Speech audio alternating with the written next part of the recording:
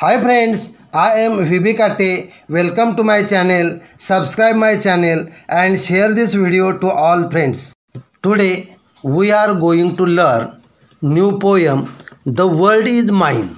Unit number 4, poem number 1. The world is mine means माझे जग. The world is mine. Introduction.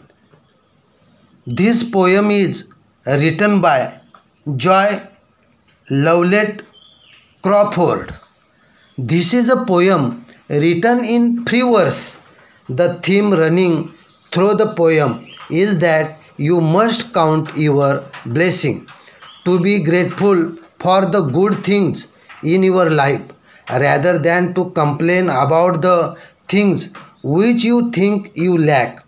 According to the poet, once you are grateful for the things that God endowed you with, then the world is yours. Then you cherish the things which you often take for granted and find no reason to complain. The world is mine. The world is mine ही कविता Joy Lovelett Crawford यांनी लिहिली आहे.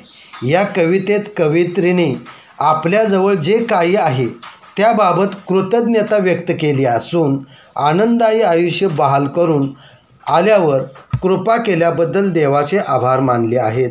खरोखरच आपलं जीवन हे अतिशय चांगलं आहे. परमेश्वरानं आपणाला जन्माला घातलेलं आहे.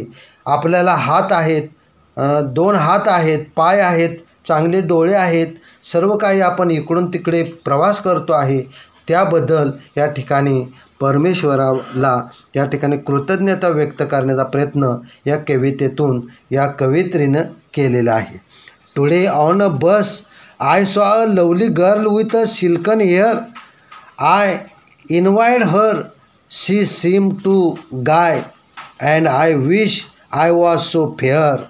When suddenly she rose to leave, I saw her hobble down the aisle, and oh God, forgive me when I whine, and I have 2 legs, the world is mine. या कवितेमध्ये कवयित्री बसमधून प्रवास करत असताना तिला रेशमी केसांची एक सुंदर मुलगी दिसते. तिचे सौंदर्य पाहून कवयित्रीला तिचा मत्सर वाटतो.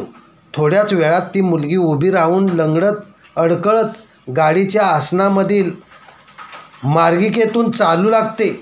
तिला तसे चालताना पाहून ती पायाने अधू असल्याचे, अपंग असल्याचे कवयित्रीच्या लक्षात येते. आपण तिचा मत्सर करणे चुकीचे असल्याचे तिच्या लक्षात येते, म्हणजे कवयित्रीच्या लक्षात येते. आपले दोन्ही पाय धडधाकट आहेत आणि त्यामुळेच आपण या जगात हवे तेथे जाऊ शकतो, जगाचा प्रवास करू शकतो. सारे जग आपलेच आहे आणि आपले दोन्ही पाय शाबूत ठेवल्याबद्दल ती देवाचे आभार व्यक्त करते, आभार मानते. And then I stopped to buy some sweets. The lad who sold them had such charm. I talk with him. He seem to claim. He seemed to come, and if I were late, it would do no harm. And as I left, he said to me, I thank you, you have been so kind. It's nice to talk with folks like you. You see, I'm blind.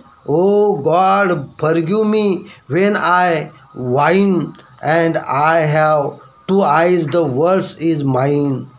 त्यानंतर कवयित्री एका आनंदी आणि मोहक दिसणाऱ्या लहान मुलाकडून मिष्टान्न किंवा गोड पदार्थ विकत घेण्यासाठी थांबते.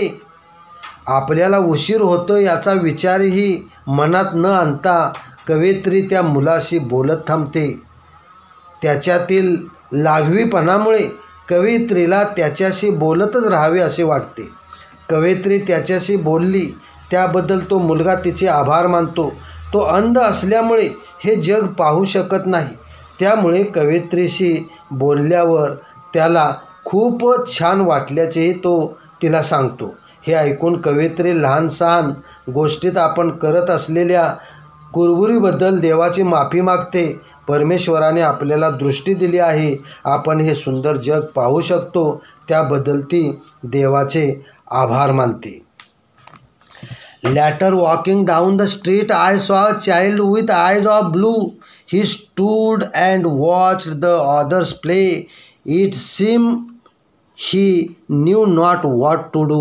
I stopped a moment, then I said, "Why don't you join the others, dear?" And he looked ahead without a word, and then I knew he could not hear. Oh God, forgive me when I wine and I have 2 years, the word is mine.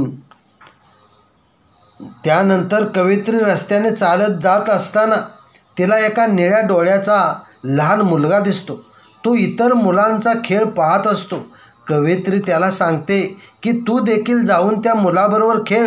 मात्र तिचे ते बोलणे ऐकून कोणतीही प्रतिक्रिया न देता तो समोर पाहत राहतो.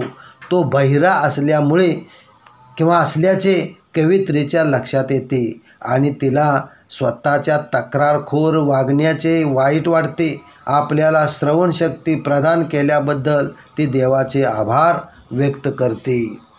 With legs to take me where I'll go, with eyes to see the sunsets glow, with ears to hear what I would know, and oh God, forgive me when I am blessed, indeed the words is mine. आपल्याला देवाने 2 सदृढ असे पाय दिलेले आहेत जे तिला हवे तेथे घेऊन जाऊ शकतात. सूर्योदयाचे सुंदर दृश्य पाहण्यासाठी तिचे डोळे तिला मदत करतात.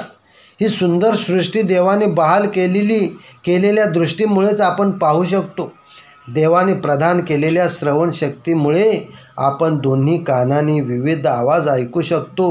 इतके सारे असूनही आपण आयुष्याबद्दल तक्रार कुरकुर करत असतो, रडगाणे गात असतो. हे जाणून ती परमेश्वराची माफी मागते. परमेश्वराने प्रदान केलेल्या त्या शक्तीच्या मदतीने आपण जे हवे ते करू शकतो याबद्दल तिला मनापासून समाधान वाटते आणि आपण आयुष्याबद्दल उगाचच तक्रार करणे सोडून दिले पाहिजे हे देखील तिला जाणवते. खरोखरच या ठिकाणी हे सर्व जग माझंच आहे असं या ठिकाणी कवयित्री या ठिकाणी म्हणू लागलेले आहेत. कारण परमेश्वरानं मला जन्माला घातलेलं आहे तेव्हा मला 2 चांगले हात दिलेले आहेत, पाय दिलेले आहेत, सुंदर डोळे दिलेले आहेत. त्याचबरोबर या ठिकाणी ऐकण्यासाठी कानही दिलेले आहेत आणि सर्वांग सुंदर असं माझं शरीर आहे किंवा सर्व काही मला या ठिकाणी निसर्गातील सगळ्या गोष्टींचा उपभोग घेता येतो आहे. तरीसुद्धा मी कुरकुरत राहते. हे माझ्या ज्या तक्रारी आहेत, उगाच आयुष्याबद्दल उगाच तक्रार करत राहणं, या सर्व काही सोडून दिल्या पाहिजे. हे नंतर या ठिकाणी ते अपंग मुलं किंवा त्या ठिकाणी असणारी वेगवेगळ्या पद्धतीची मुलं पाहिल्यानंतर कवयित्रीला वाटू लागतं. Student friends, I am stop here. You solve the English workshop in your notebook. Thank you very much.